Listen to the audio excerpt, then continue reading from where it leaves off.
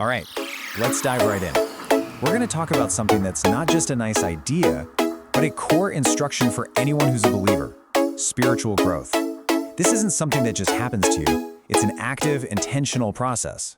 So today, we're going to unpack a powerful guide on how to actually do it.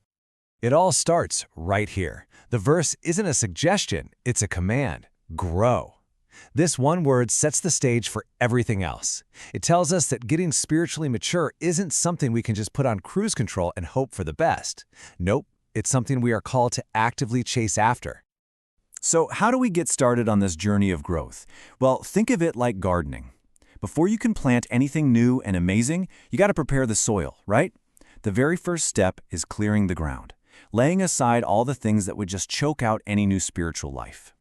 And the Bible gets super specific about what weeds need to be pulled. We're talking about getting rid of malice, that ill will towards others. Then there's guile, which is basically deceit and trickery, hypocrisies, pretending to be something you're not, envy, which is a classic, and all forms of evil speakings or slander. These aren't just little character flaws. They're seen as total roadblocks to growth.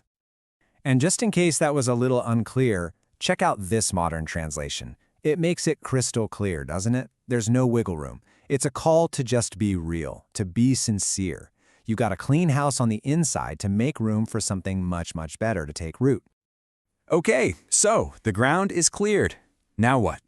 It's time to plant. After getting rid of all that negative stuff, the instruction flips to what we need to passionately go after. And this is the main event. This is the action that truly fuels growth. Wow, what a powerful picture this paints. Just stop and think about a newborn baby for a second. That baby's desire for milk isn't just a casual preference like, oh, I could go for some milk. No way. It's an intense, desperate, all-consuming need. It's literally a matter of survival. That's the kind of craving we're called to have for the Word. So what exactly is this sincere milk? Well, it's the pure, untainted Word of God. It's not complicated, it's not mixed with a bunch of other opinions or philosophies. It's the direct source of spiritual nutrition that we need to grow. It's the good stuff. This chart really breaks it down, doesn't it? On one side, you've got this passive interest. Reading because you feel like you should. Just kind of waiting for someone to spoon-feed you. But on the other side, an intense craving. We're talking about an insatiable appetite. You're not just reading, you're searching. You're not waiting to be taught, you're yearning to learn. It's the difference between seeing the Word as just another book and seeing it as more essential than your next meal. So, why? Why put in all this effort? What's the payoff for cultivating this intense craving? Well, the Bible promises that the result is nothing short of a prosperous life. And we're not just talking about money here. This prosperity is something much deeper and more complete.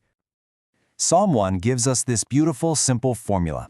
It's a clear cause and effect. Step 1. You move from seeing the Word as a duty to seeing it as a delight. Step 2.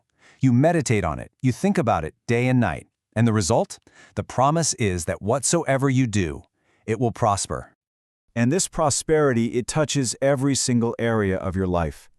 When the Word really takes root in you, you're filled with wisdom. You become strong, unshakable. You start being fruitful in everything you do. You experience a deep sense of spiritual health and wholeness. It's a total transformation from the inside out. Okay, so we've covered the what and the why. Now let's get really practical. How can you personally start walking this path to growth? Like starting today. Here's a simple, actionable plan. Start small, but the key is to start now. Today, just pick one of those negative attitudes from that list we saw. Maybe it's envy, maybe it's talking behind someone's back, and make a real, conscious choice to lay it aside. Then, this week, actually pull out your calendar and schedule some time to dig into the Word. And finally, make it a constant prayer. Ask God to give you that deep, insatiable craving for His Word. And that brings us to the final thought. This isn't just about taking in information, it's about transformation. So the question I want to leave you with is a personal one.